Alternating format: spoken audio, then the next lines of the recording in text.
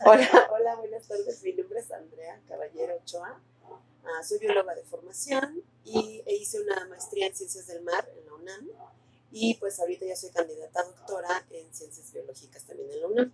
Y yo me dedico al estudio de unos animales que son, pues, no muy bien conocidos, que se llaman equinodermos, que, bueno, son las estrellas de mar y los erizos de mar principalmente, pero tienen ahí otros hermanos equinodermos. Y esos, pues, son principalmente los animales que tienen espinas en la piel. Como, pues, es muy evidente esas espinas en los erizos de mar. Sin embargo, las estrellas de mar y los parientes, que son unos llamados lirios de mar, unos otros llamados estrellas serpiente, y los pepinos de mar, que últimamente han estado como, ya han llamado mucho más la atención en las noticias, sobre todo por el comercio internacional. eh, bueno, estos son todos, son los otros parientes de las estrellas de mar. Entonces, a eso me dedico.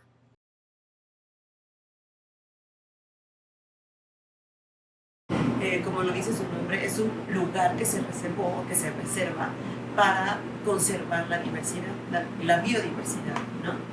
Es como lo más común que nosotros, de lo que nosotros hablamos es pues la biodiversidad, digamos, de animales o de especies, ¿no? Sin embargo, hay otras diversidades que también se buscan conservar cuando se nombra una reserva, ¿no?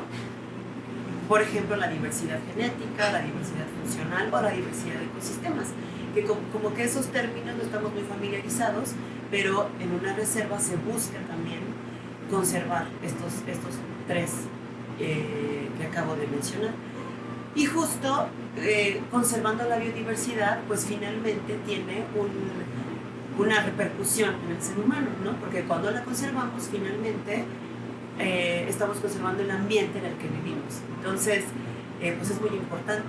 Y finalmente, creo que este es el primer año que la UNESCO celebra el Día Mundial de las Reservas y finalmente son muy importantes también para el ser humano como especie habitante del planeta Tierra y que comparte el ambiente con otras especies. En esto que te platico, de que el ser humano comparte con el ambiente la tierra, que buscamos con las reservas ecológicas o se busca, el objetivo también es que haya un desarrollo sostenible y un aprovechamiento sostenible de los recursos, ¿no? En particular en las reservas, pues como es como para conservación, se da más de investigación y se dan pues ciertas actividades, ¿no? No son actividades como de aprovechamiento, digamos, forestal o maderable, pero sí de investigación y bueno, y finalmente las áreas que están alrededor de las reservas pues serían como de aprovechamiento o de desarrollo sostenible. Eso también es muy importante entenderlo porque si tenemos una zona en la que conservamos toda esta diversidad de la que te hablo, genética, funcional, diversidad de ecosistemas y diversidad de especies, entonces esa conservación lleva a que las áreas que están circundando esta reserva también pues tengan un mejor desarrollo, ¿no? Digamos como o sea, habrá también intercambio entre estas zonas que están mucho más protegidas con las zonas aledañas y todo este intercambio de especies, de diversidad genética, etcétera, al final tiene una repercusión, eso tiene un beneficio para la sociedad o para el ser humano como especie que también comparte el planeta Tierra con las otras especies.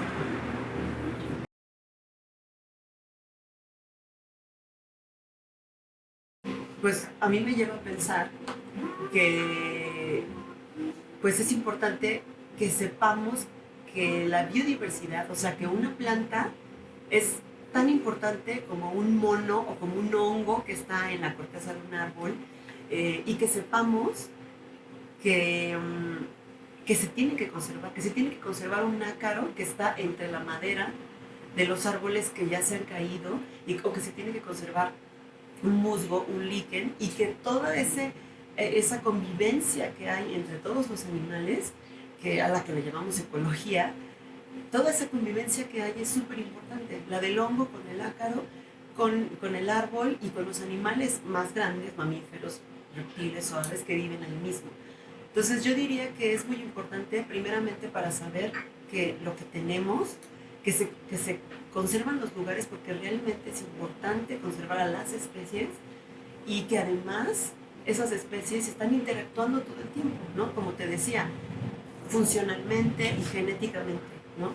Y que además eso nos lleva a tener una tierra saludable y que finalmente repercutirá en el ser humano, que es una especie también que convive con las demás del mundo. Así que, pues, yo creo que es muy importante para que nos demos cuenta que también tenemos una responsabilidad y que el deterioro de todo el planeta, pues, o el deterioro más bien, voy a empezar. Creo que es muy importante porque somos responsables también de cuidar el lugar en el que vivimos y que si hay deterioro, que si hay mucha contaminación, que si los suelos están también deteriorándose, que esto que está pasando puede ser también consecuencia de nuestras actividades. Así que si nosotros ya en estos momentos necesitamos declarar un Día Mundial de la Reserva Ecológica, de las reservas biológicas en donde conservamos la biodiversidad, es porque también debemos de pensar que algo está pasando con el planeta, ¿no? Que se está deteriorando, ¿no? Entonces debemos conservar. Es un resultado de que está deteriorado, así que ahora debemos conservarlo, ¿no? Así, el punto principal es tener conciencia, tomar un poco más de conciencia, yo creo. Porque sí sabemos que existe, por ejemplo, un elefante, o sabemos que existen los jaguares en la selva, pero no sabemos que existen miles de insectos en un tronco y que forman parte de la biodiversidad y que además son importantes para que el mundo funcione, ¿no? El planeta Tierra funcione.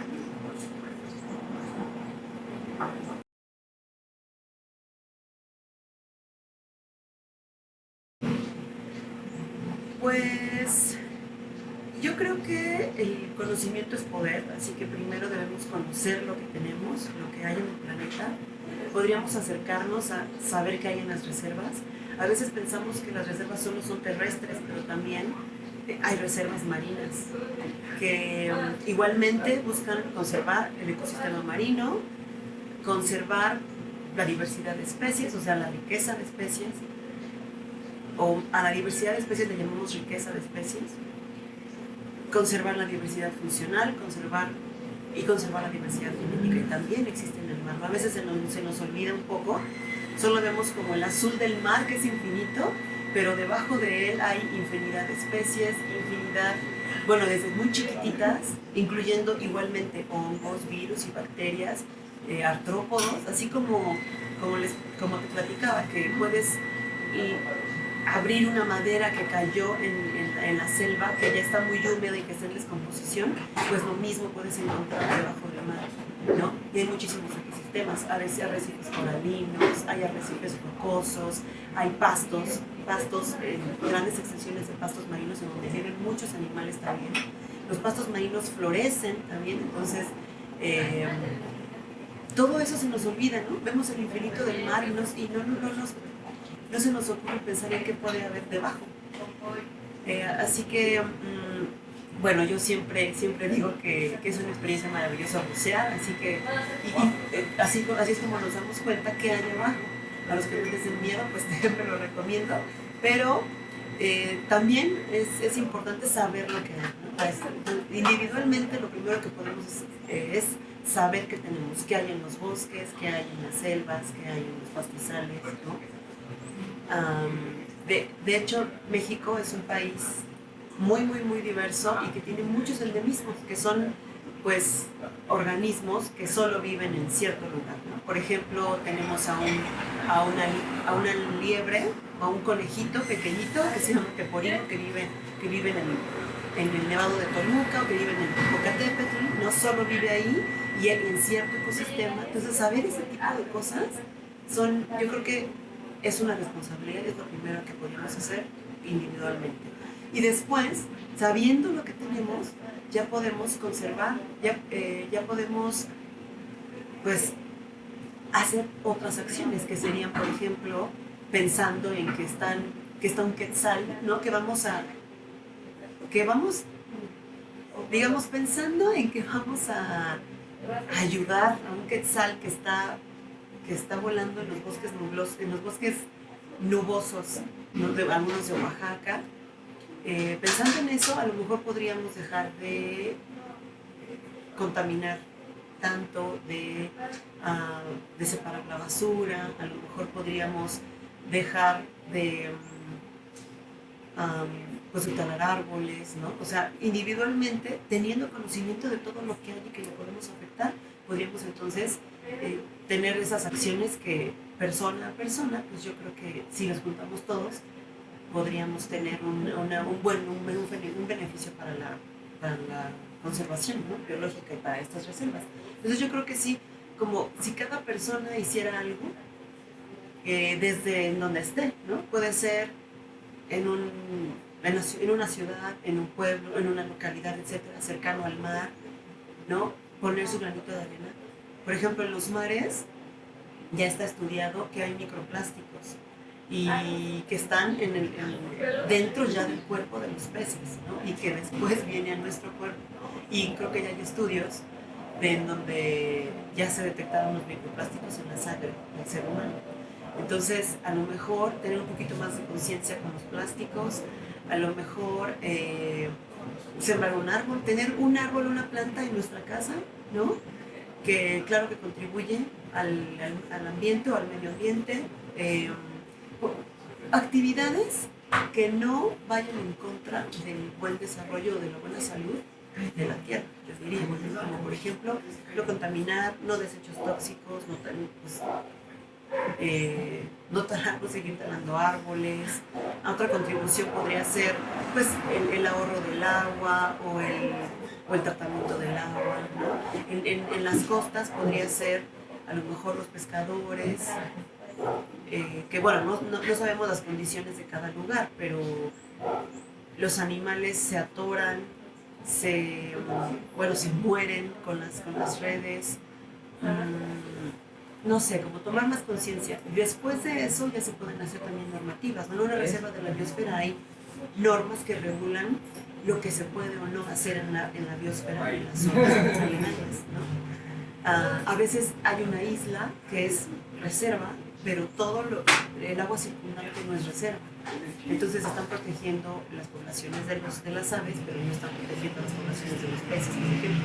Entonces, falta investigación que también se puede hacer en las reservas para que después se puedan hacer regulaciones o normativas mucho más específicas, ¿no? A veces una especie no necesita lo mismo que la otra, ¿no?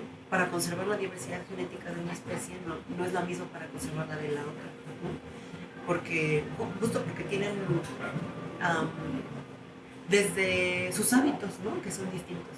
Así que con más investigación, ¿no? Desde la investigación básica hasta la investigación aplicada, en las reservas de la biosfera es pues, muy importante, en mi opinión, para pues, contribuir también a la conservación, ¿no? Los investigadores, pues también eso es lo que hacen, lo hacemos todo el tiempo, y pues hay mucho por delante, mucha investigación por delante.